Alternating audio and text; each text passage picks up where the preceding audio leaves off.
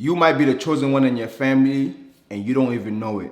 But let me tell you how to know if you are the chosen one in your family. If you are thinking to yourself, if you grew up all your life and you're thinking that something has to be different, that the way my life, the way my family has been living is not right, it's not up to par, you are the chosen one. You are the chosen one. That means even if you can't completely eradicate that, you are supposed to start the cycle of unlearning, re-educating, right? And bringing positive energy and positive forces back into your family. You see, growing up, I was born and raised in a village all my life. You know, for 12 years of my life, I did not know anything else existed outside of the compound of my village. There was no way for me to even visualize. There was no images or nothing like that for me to really be able to visualize that and see that like, yo, there's life somewhere else. So maybe when I was like 12, 13, that's when we first started watching TV and stuff like that. And you start to, but it still seems so out of this world because the only access you have to it is just this TV. And it's just like, most of the time, not even most of the time, all the time it was just white people. So it seemed almost as something that is like fabricated. But I knew from the moment, from the get-go, you know, a lot of the times they would ask you, what do you want to be? What do you want to be when you're growing up? And part of me, I never really could come up with an answer. And every single time I said an answer, it felt like I was saying something to please somebody rather than really truthfully speaking from my heart and what I really truly felt like I wanted to be. Because there was nothing that I saw in my life that I wanted to be. Even when I came to the States, there was nothing that I'm like, you know what, I actually aspire to be like that until I started really creating and getting into the world of you know, content creating, I guess you can say. I always felt like there was something that I needed to be doing that I just have not yet put my finger on yet. And a part of me was very dissatisfied with the normalcy and the idea of like, you know what, you just have to go with the flow, or you just have to just follow the path that have been created for you, or the path that people that were before you followed. Like that is really one of the main sources of the mental struggle that I was going through. All the mental hardship that I went through was because of that, because I was literally fighting that idea and that concept from the moment that I got into college.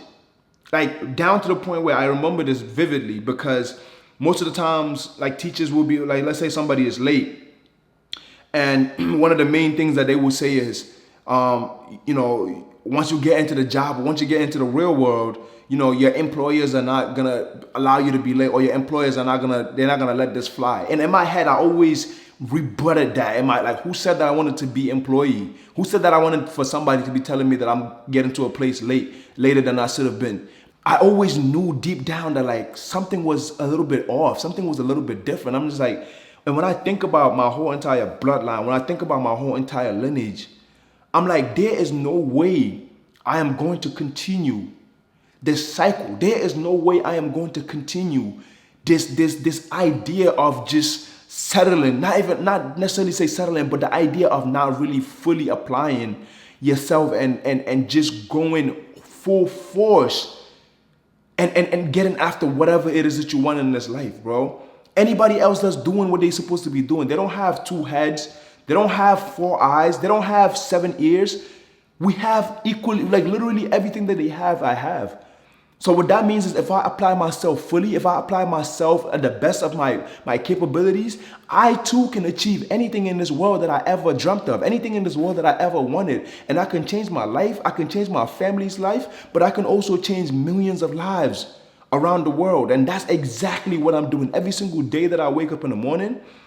That is what I'm looking forward to doing. Every single day, I'm like, you know what? Today is another great day for me to apply myself. Today is another great day for me to be able to create content and speak to millions and hundreds of thousands of people out there. And it's one of the most refreshing feelings ever, because when I think about within the last year and a half, I gained almost 500,000 followers on TikTok and Instagram combined together. That is mind blowing. That is mind blowing. Like when I think about it, the population of the country that I'm from is 2.4 million people. I have 500,000 followers. 500,000 followers I have. That's like about what? 15%, 20% of my country's like population. That is mind blowing. That is mind boggling. But it took me just being like, you know what, Mo, this is what we're doing and this is what we're doing and there is no other way out. You are gonna do what you say you're gonna do and that's it. That's it. Even back on this YouTube, I'm telling you, I told myself, Mo, you said you're gonna do YouTube, that's it. It's either you do the YouTube or you just delete your channel. That's it. There's no way, there's no more me sitting around and being like, oh, I don't know if I wanna post this. No, you're either gonna utilize the YouTube channel or you're gonna delete it. That's it. That's it. Like I got to the point where I'm like, enough is enough. There's no excuses. There is no ifs and buts about it. None whatsoever.